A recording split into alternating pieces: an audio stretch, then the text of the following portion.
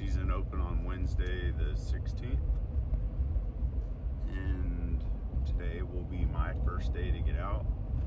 Drove around last night, located probably, I don't know, a dozen toms or so, none of which were on public, but so I'm just going in blind to a spot where I've had some luck in the past. There seems to always be birds in this general area that make a big loop through. If they're not roosted where I expect them to be roosted, they could be 3/4 of a mile over, but it seems like they always end up strutting and staging and doing their thing in this area that I'm going to be set up this morning. So it's chilly, as mid-April usually is. It's 26 degrees. It's kind of the trade-off you get for having zero cloud cover, so it's going to be an absolutely beautiful morning. Sun shining, no wind, nice and quiet. I should be able to hear turkeys for a long ways.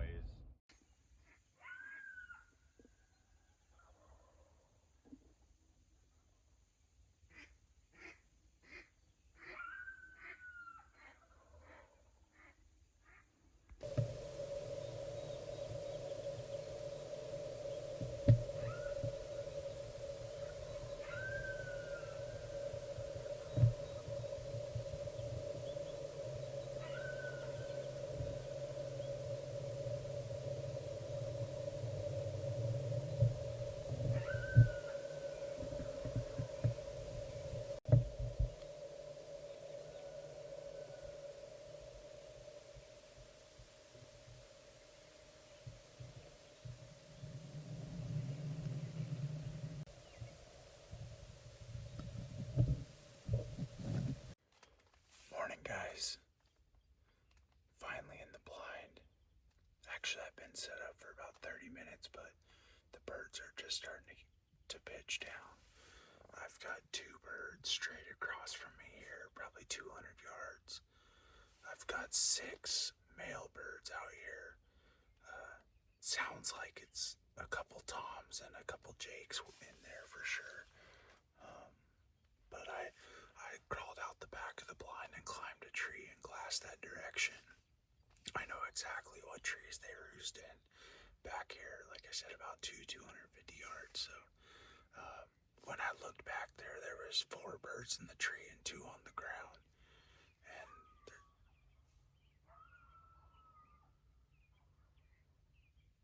And they're just gobbling their heads off. You probably couldn't hear that one. They must be pivoted away from me right now. But I got a coyote ever since I set up. I don't know if he kind of followed me in. Sounds like he was like 50 or 100 yards away from me right after I set up, and he just started howling, and that started the shock gobbles. So I've been not right in him, but I intentionally set up in this intersection here. I've got all these birds out here. I've got birds back behind me. The hen, I got a lot of hens that like to roost over in this farmstead. And I did see some toms on private last night, probably a 1/4 mile from here. And so far I'm hearing some more gobbling down further south, probably a 1/4 mile. So I've got them kind of triangulated here, and I'm in a pinch point between a creek, actually where kind of a dry creek bed, just brushy, dry covered creek bed, comes to a point right here and then drops off right here along the edge of the field. So I haven't been out here in a couple years, but I did kill a bird out here the last time I was here, probably about 200 yards this direction. I wanted to get closer to this end though, because what happened was all the birds were coming and they worked around this point and then circled back up in here. So I'm just right, maybe, I'm 20, 30 yards away from the end of the point. I got got the back of the blind facing into the wind. There's not much wind today. It's very light. And I'm also kind of pointed south just a little because the sun's going to come up to my northeast. And I definitely don't want a bunch of light shining in here. It's 25 degrees this morning, so I'm trying to stay warm, but I don't want the extra light on me. So, in fact, I'll probably tighten up these windows a little bit more just to make sure I'm golden. I mean, I use my turkey decoy bags and cover up as much of the windows as I can to where I'm only got my shooting lanes open, my camera lane, and 2 shooting lanes open. So, little trick Justin Fiskajohn taught me. But yeah, I'm ready. I got the RX-9 out here with me. It's the first hunt that I've taken the RX-9.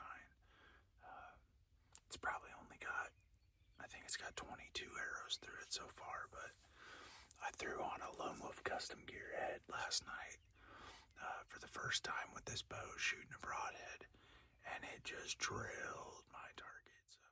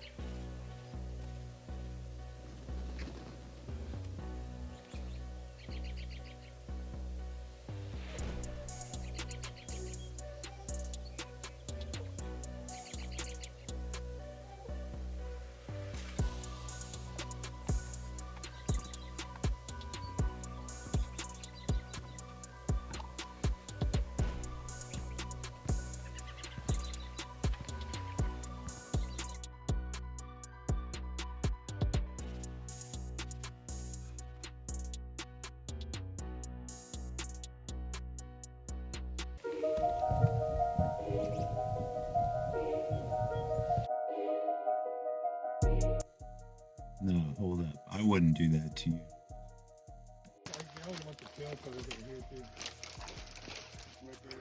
So, tracking, tracked the turkey and found it, but a coyote found it first. Dude, there's chunks of meat over here, blood, tail fan. He ran a circle. Well, I didn't know he ran a circle. He ran straight down the line and cut into this thick, nasty brush. And I decided to call my friend with the tracking dog right away. He's got a good bird dog.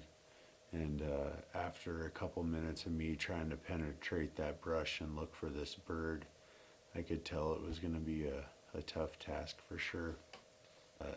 I didn't even consider the fact that that coyote could still be around from earlier in the morning. But the way everything unfolded, I know we found parts of the turkey right around the point from the ground blind, and I ended up walking through there. I chased the turkey down the line, and I saw where it went in, and I could tell that it was just too thick for me to go in there and do any good without doing more harm. So I backed out and I circled the end of the point and glassed across a big field back towards the roost to see if he, kind of hightailed it out of there. So I walked up and down that edge looking for any kind of blood or tracks coming out of the other side of the brush, and I didn't find anything. So I went back, I made a phone call. I called my buddy Aaron Riling, and he brought his bird dog over to see if we could help, or if he could help recover this turkey. And the dog immediately went to where I was kind of hung up by the brush there, and after about 5 minutes, this dog tracked the bird a full circle and back up the creek bed. And at the beginning of the video I mentioned it was dry. It was not dry. It was actually pretty wet down in there. Long story short, it was thick, wet brush for about 80 yards there, and then it cleared up. And right in that clearing, we started finding body parts.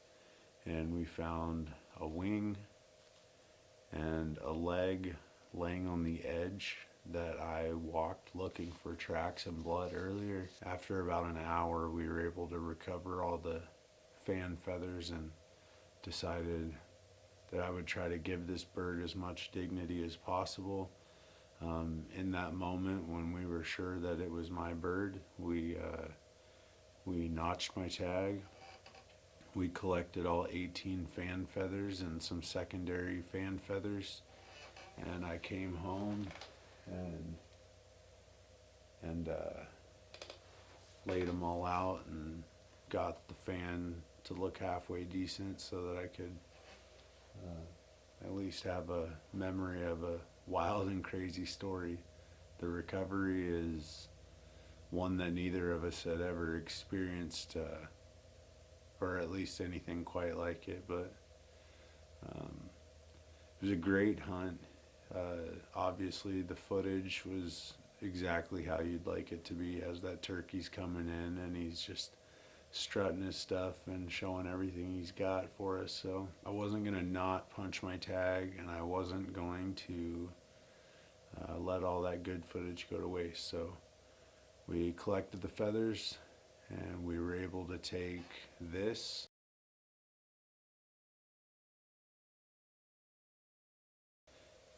and turn it into that. So